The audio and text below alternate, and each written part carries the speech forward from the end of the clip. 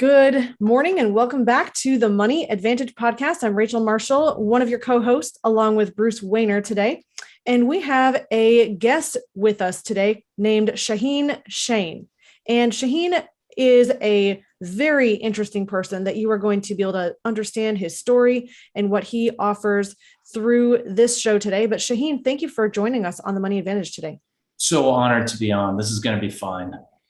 Awesome. Well, let me just give a little bit of an introduction and then I will let you tell the rest of your backstory.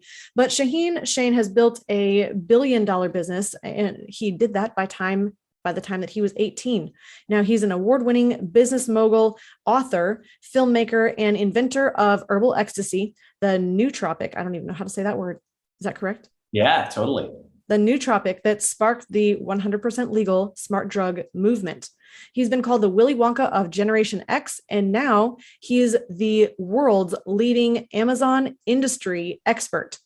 Fascinating backstory. So if you are looking to accelerate your business, you can learn how Shaahin used a mix of proprietary software, promotions, copywriting, ads, and social proof to accelerate his own success. And we are huge fans of learning from those who have been successful. And that's what we're going to exactly do today. So again, Shaahin, thank you so much. And thank you for joining us on the show. Fun times. I'm excited.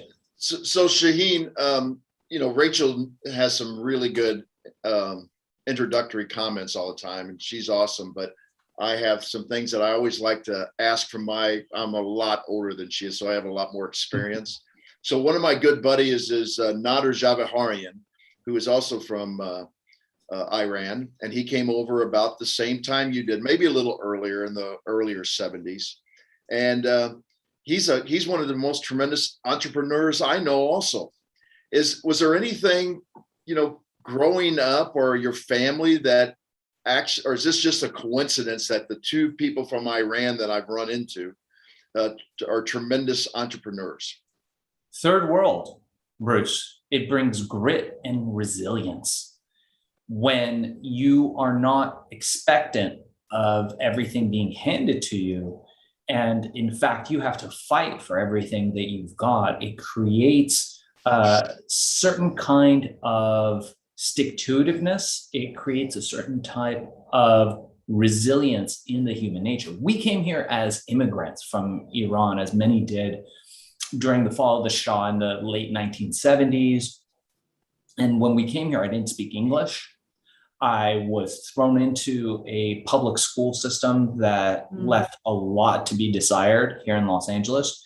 And we were solidly poor. My family was well-to-do in Iran. We were upper middle-class family there. My mother worked for, I believe, Lockheed, and my dad worked for Coopers and Lybrand, a big accounting firm. They were solid, people in society there. But when we came here to the United States, we were third-class citizens. And I very quickly learned that I had to be able to hold my own. I had to be able to get what I wanted for myself. And I learned that as an adolescent. It's an interesting story.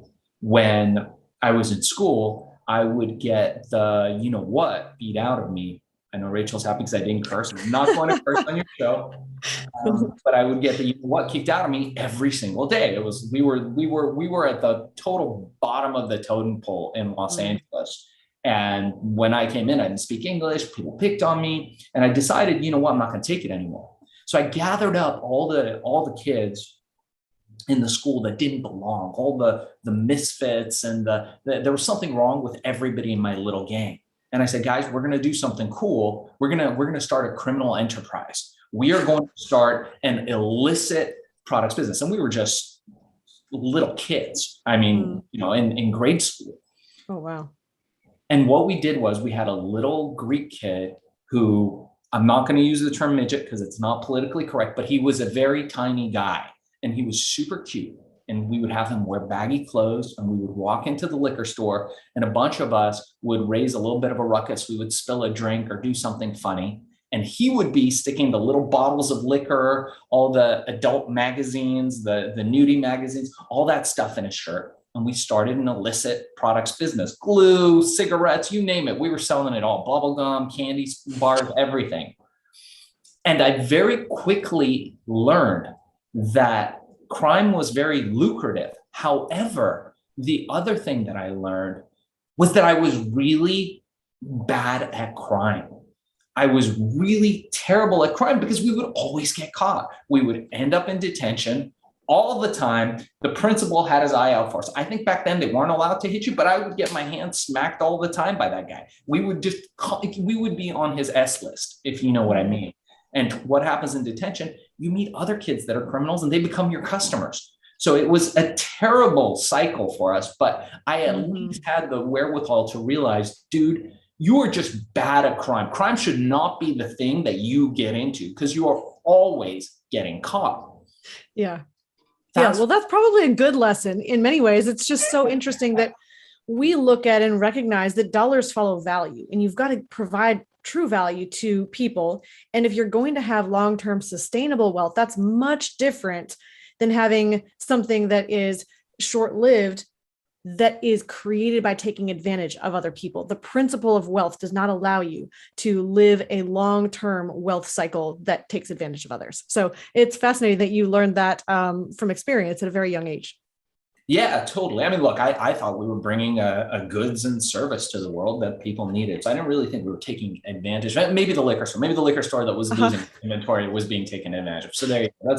That's a good, it was not a sustainable long-term business plan. Absolutely. And I remember in those days reading Think and Grow Rich. I was fascinated by the fact that people had reduced the art of making money to a science. So as a grade school kid, I was reading Tony Robbins and Wayne Dyer, and I was reading Think and Grow Rich by Napoleon Hill and Og Mandino, and all these great books. Now, of course, what they meant wasn't hold up a liquor store and sell it from your school locker. Right. But I had a lot of learning to do. So I hit 15 and I realized things aren't getting much better. Still pretty much second-class citizen. My folks managed to buy a house in an up and coming area, and real estate, of course, shot up in that area. We were still poor, never bought clothes. My dad worked at a dry cleaner. We had to wait for somebody to leave their clothes for us to get clothes. I would pray that somebody cool would be walking into the dry cleaners and wouldn't pay their bills, so we would get to wear their clothes the next season. Never ate at restaurants, never did any of that stuff. But around me was all this wealth. It was this up and coming part of Los Angeles called Pacific Palisades, which was kind of like a Beverly Hills by the beach, beautiful hillside community. And when they bought their house, it was a rough and tumble, hippy-dippy kind of place, but quickly it rose up, and I saw all this wealth around me. I saw the people in their fancy sports cars and their big, beautiful houses. And we were still living in this kind of cruddy old house from the 1800s. And it was one of the last ones from the 1800s standing there. And there wasn't much for me to aspire to other than what was going on around me. So I went and asked my parents, I said, hey, I want to be rich. How do I get that? And my parents did what every immigrant family does. They said, look at Mr. Rafsi across the street. This man, he's a doctor. The only way you will be successful is to be a doctor. It is the pinnacle of success. He has Mercedes. He has beautiful wife. I remember looking at his wife like, oh my God, she's not that beautiful. And he has a nice car, a nice house. And I was like, dude, that guy leaves at 5 a.m. in the morning. He has so much school debt. He's been going to school for 14 years. He's fat. He's old. The family doesn't look that great. The car the bank owns, the house the bank owns. I don't want that life. So to my parents' disapproval, I decided to pack up and leave. I cut all ties. I knew that I would have to burn my ships and find my course to success on my own. And I just knew that if I stayed at home, it was not going to be good for me. The alternatives were not great. So I just bailed. And during this time, LA was in a building boom. It was just the tail end of Reaganomics and the late 80s, early 90s. And LA was in a huge building boom, and they were building these apartment complexes with hundreds and hundreds of units. And I quickly learned that if you could figure out what the code was to get into the lockbox, I could sneak in, I could sleep there at night and wake up in the morning, clean up before the brokers got in, and I could be out and I'd be living in a luxury apartment. Maybe there wouldn't be water or power, but I'd throw a sleeping bag down and it would be great.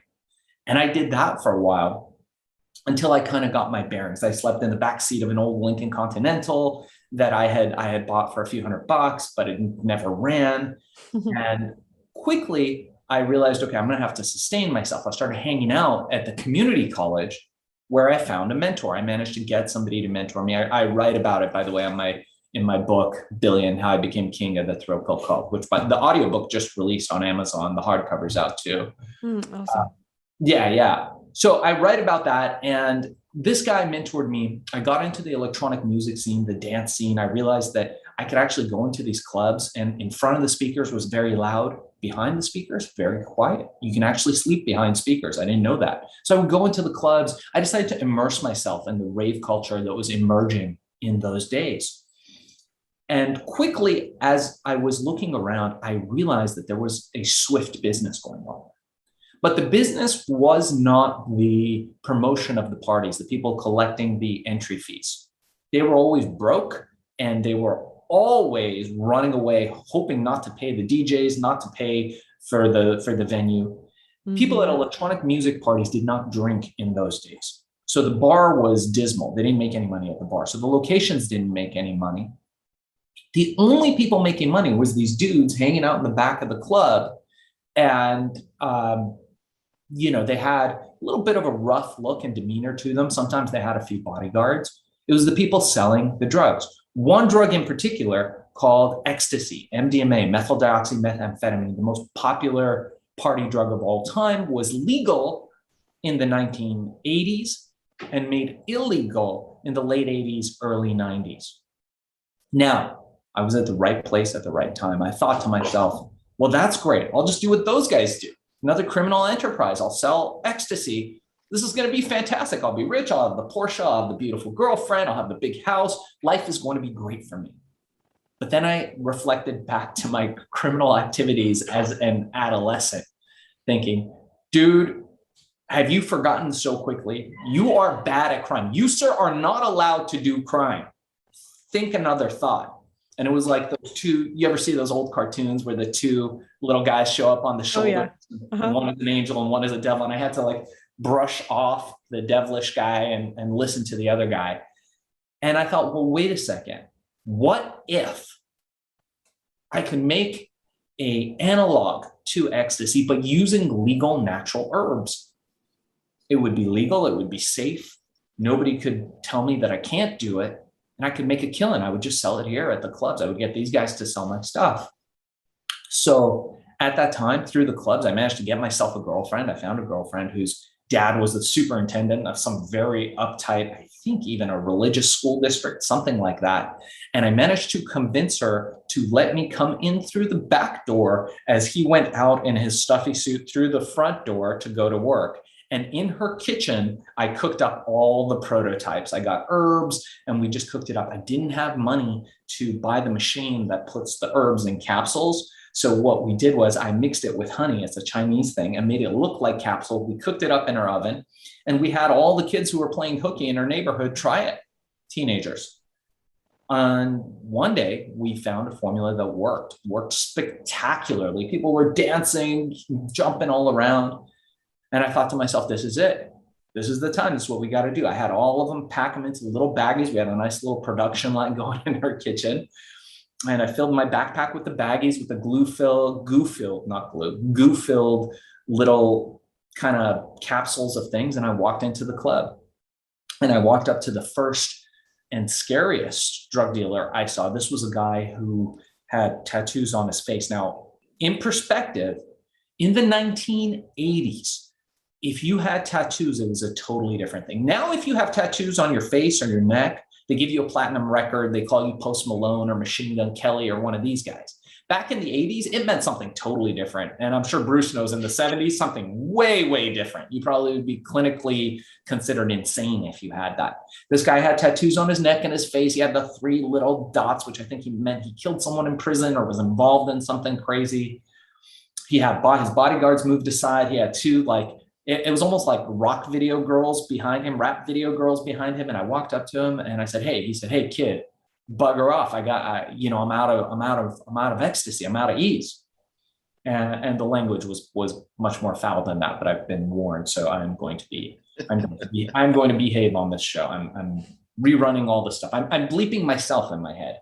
So he said, "Hey kid, bug off. I got nothing for you." And I said, "Hey, no, dude, look, I don't want drugs. I don't even do that stuff." He said, "What?" He said, "Are you a cop? What are you, a cop? I'm gonna, effing kill you." And I said, "No, not a cop, totally not a cop.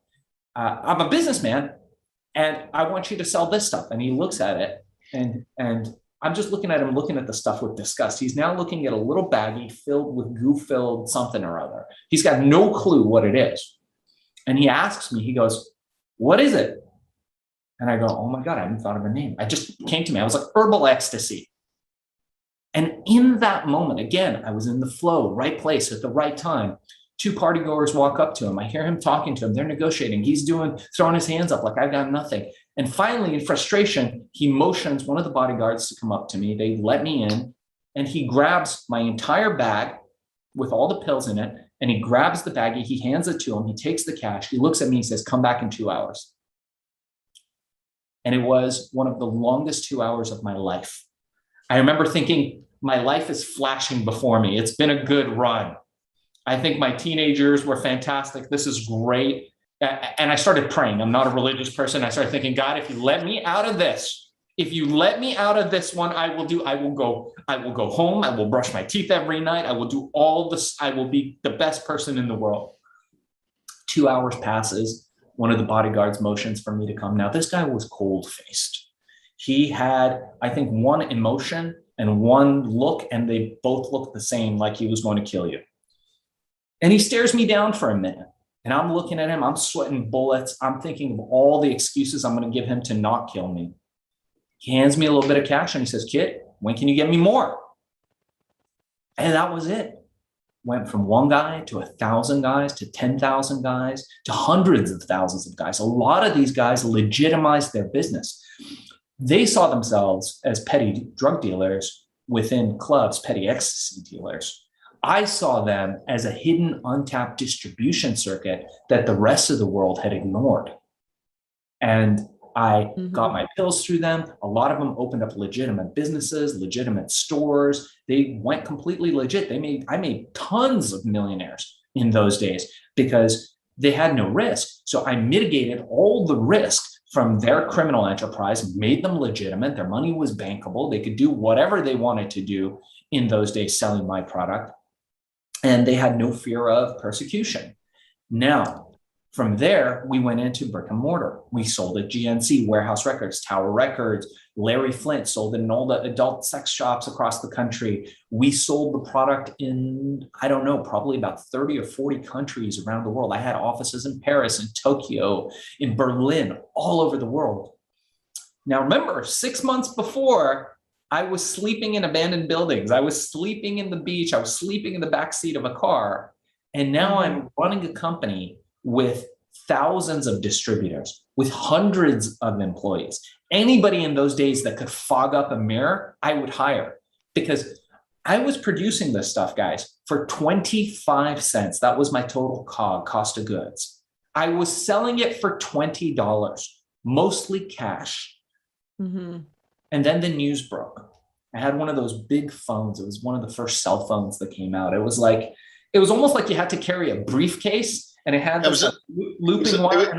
It was in a bag, right? It was in a bag, right? Yeah. And a phone. And my phone rang. I fell asleep in one of my cars with my NSX or my Ferrari or my Lamborghini. One of my cars. I had an exotic car collection, boats, planes, all that stuff. And I fell asleep. I didn't sleep much. I slept like about 2 hours. I would sleep on the factory floor. I would sleep on my office floor. I'd fall asleep in the passenger seat. Don't ever drool on a Lamborghini. It's not a good look. And I would wake up, and the phone rang, and I was like, okay, cool. Let me get it. And by the way, do you remember it was like $2 a minute or something? It was $3 a minute on those darn things. It was like insane. And it was the worst reception ever. And I remember picking it up, and the news had broke. They needed me in the office right away. I rushed over to my office, and my secretary was pale-faced. And she said, hey, the news just broke.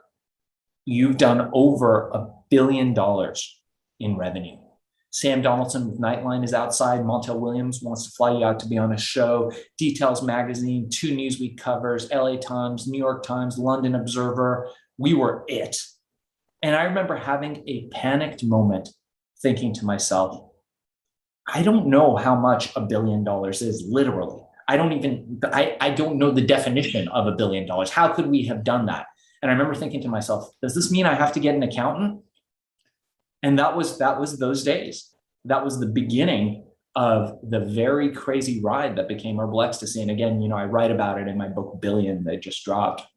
Hey, Shaahin, I'm gonna reveal something to our listeners and to Rachel that she probably has never heard before. So in my previous career, I was a biology teacher and a coach. And one of my coaching endeavors was a high school football coach. And we would always go try to get better. So we would go to colleges across the nation and learn from them. Well, in the 90s, I won't mention the college, but we went to somewhere and, you know, we were talking, and then one of the coaches said, hey, I got this stuff from GNC and it was called Crank. I remember this vividly. And I'm wondering if it was a kind of like a derivative of what you're talking about. And I actually took it, and I'd never taken any illegal drugs at that time, or I'd never taken anything that I would consider, you know, to make myself feel differently. And I thought this, and the reason they gave it to their football players to actually get them kind of hyped up, and especially during weight workouts. And that's exactly the way I felt. I mean, I just felt like this kind of this out of body, like, I guess the best thing I can relate it to with our listeners is when you take cold medicine and you get this kind of buzzing sensation in your head, and kind of like you don't really feel your body, and you kind of feel like you're floating and so on and so forth. Is there any relationship to that what you were selling? Well, I have no idea what Crank is, although I would probably advise our viewers and yourself to avoid anything called Crank. This was a long time ago. Yes. Just by the merits of its name, I think that's a pretty good life design skill right there. I just put in my journal, don't take Crank. But with that said, there were a lot of knockoffs, and there were a lot of products that came out after us kind of going for that. Here's the most interesting part of that. In the 1980s, one of the big pharma companies and I'm going to say all this is alleged, so nobody ends up suing me, but one of the largest pharma companies had come out with a drug in the 1980s to solve the problem of the baby boomers who had come out of the previous Vietnam era generation of the 60s and 70s, who were all depressed. A lot of people had PTSD. A lot of people were depressed. So they had this thing called selective serotonin reuptake inhibitors, SSRIs. And there was a very popular one. I won't mention it because I believe it's still in use today. Worked very well, apparently, allegedly, for depression for that generation. One problem, and this was one of the most successful drugs of the era. Anybody in that era knows everybody was on it. It led to something in the 1990s, which was male erectile dysfunction and female sexual dysfunction. But I don't want you guys to worry. This same benevolent pharma company, allegedly, had designed a separate blue pill, a beautiful blue pill that solved that problem. Now, I'm not exactly sure what the definition of a racket is, but this to me might fall under that category if, in fact, this is what allegedly happened. Now, their plans were going really great. They had spent a couple $2 billion developing this drug. It increased blood flow and circulation and really worked well. That's the thing with these kinds of drugs. It worked well. Forget about the side effects. It worked very well. The problem was you had this teenage, long-haired Iranian kid. That's me, by the way, for anybody listening to this that I'm talking about. That's when I had hair. I'm wearing a pink robe and sitting on this throne behind this big castle. It's a picture taken by David LaChapelle. You guys can check it out on my book or my website. And what they didn't anticipate is this teenage kid selling over $1 billion of product. Now, maybe that wouldn't be such a problem. Only people were taking it to a great degree for that same effect, and it worked as well. Only other problem was that I was not regulated like they were. Drugs have to have double-blind, placebo, clinical trial, all that stuff. We did not. We could just make a product and sell it. That was it. And I had no red tape. I had no C-suite executives. I had no board of advisors. I was it. My math was simple. Make it for 25 cents, sell it for $20 all day long. People didn't need a doctor's prescription for it. So we were huge. Now imagine how that big pharma company felt and what they did. They pulled all the levers that they could. They got lobbyists, allegedly. Everything I'm saying here is alleged.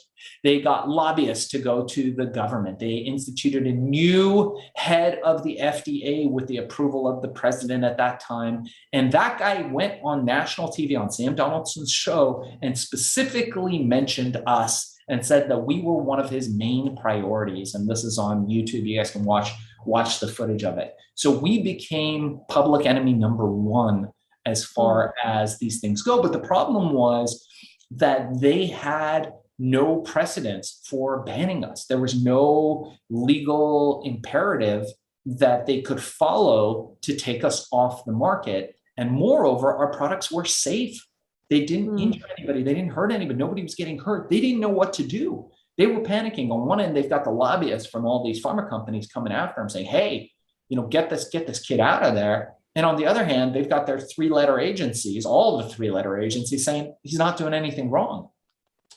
That's fascinating. I mean, it's interesting. You're definitely in a space that's not something that we talk about on a regular basis. And it's just really interesting that you found a interesting way to penetrate a market and not be doing anything wrong at the same time. So fast forward us, we're getting towards the end of our time here. Fast forward us through what was the end of that, and how have you transitioned into selling on Amazon, which also probably seems to any listener, how is this related in any stretch of the imagination? But I would like you to just kind of share, how did you make the transition to Amazon? Why are you working with Amazon today? And how do you help people with that? Excellent question. So after that, I went on to solving the problem of vaporization. I invented all the technology that became vapes. I realized one of my superpowers is spotting trends, finding niches, dominating those niches. And I've got a very simple formula. I'm happy to share that with any of your audience. After the whole vaporization thing and the technology that I built, the book that I wrote became the forerunner to all the vape technology that you see today. That company went public. I exited. Was a fairly lucrative exit for me again. And I went on to developing another nootropic brain supplement called Accelerol, which is still available on Amazon. It's pretty good. There's one called Accelerol and there's one called Focus Plus. But in those days, it was $120, a lot cheaper now. In those days, I thought, man, I got to figure out a way to sell this stuff. Well, there was this little nerdy looking Silicon Valley guy named Jeff Bezos. You could email him and he would respond. Bezos was not the bulking stud of a dude that you see now on TV. He was a nerdy little guy, or at least we thought, who had this little company, and he opened it up. He opened it up to third-party sellers to sell whatever he wanted to. And we heard through the grapevine that Bezos was opening up the platform. I thought, yeah, you know what? Let me give this Amazon thing a try. This could be interesting. And what year was this? This was probably somewhere around 2008, 2009, something like that. Okay. So I listed Accelerol on there, went to sleep, woke up in the morning, and we had thousands of orders at $120 a piece just from me listing it overnight. And I said, holy canola, I need to learn more about this Bezos guy. And as I dug deeper into Jeff Bezos and Amazon selling, I began to realize that this guy wasn't a chump. He wasn't just the little nerdy guy in a room sitting on some cinder blocks and a wood door making that his desk. This guy was a titan. We just didn't know it yet. And he had brought cheap money coming from Wall Street into Silicon Valley and had been fostering those relationships, fostering that money, bringing in some of the best people in the industry, poaching people allegedly from companies like Walmart and from other big retailers to build up his distribution. This guy was going to build the world's biggest e-commerce platform, just like Piggly Wiggly did for retail back in the day. You used to have to walk into the general store before our time, and they'd be like, what do you want? Milk, bread, beer. Great, here you go. They put it in a bag and give it to you. Piggly Wiggly came in and said, nope, we're building shelves. We're going to let brands compete against each other. We're building these things called shopping carts. And pretty soon, the guy sitting in the general store was looking out his window, smoking his Winstons or whatever it was that they smoked in those days, looking out going, hey, what's going on there? Watching all his business go away. And that's what Bezos did. And I decided that I was going to master this platform. I put all my chips in on Amazon, and we learned. People started coming to us. They started saying, hey, man, this is cool. Can you do this for me? And I said, sure. They're like, what do you charge? I'm like, I don't know, but it's a lot because we're making a lot. So for me to take time. And then eventually we built this course because I wanted to empower more people. In our agency, we do have an Amazon agency where we'll do the work for you and get you to #1 and get you reviews and ranking and all that stuff. But outside of that, people were coming to me, people like, just like us, normal people, saying, hey, I'd like to start an Amazon business. I'd like to have a business that can bring recurring, predictable revenue. So we created the Amazon Mastery Course. It's FBAsellercourse.com. And by the way, with your permission, for any of your viewers and listeners that are interested, you can go to FBAsellercourse.com. We'll include it in the show notes, or ShaahinCheyene.com. Or you can email me directly. I've got a 1-hour course. It's a crash course, A to Z, everything you need to know to sell on Amazon, how to find a product, identify a product, how to get it listed on Amazon to the top of the page, and how to sell that product on Amazon. It's normally $200. Anybody who mentions the money advantage, I will give it to you for free, zero, no credit card needed, no obligation. If I can inspire you to make money on the Amazon platform, to think foundationally, to build recurring revenue streams like cash flow positive real estate, investments with compounded interest, having e-commerce businesses, not just on Amazon, but eBay, Etsy, Walmart, Wish, all these beautiful platforms that are opening up. I truly believe that we are in one of the greatest times of wealth and prosperity. And while we've gone through a terrible last couple of years, now is the time where more millionaires and billionaires are going to be made. And the e-commerce platform that's going to make those millionaires and billionaires in our time is going to be Amazon. And everybody has access to it. It costs little or no money to start an Amazon business.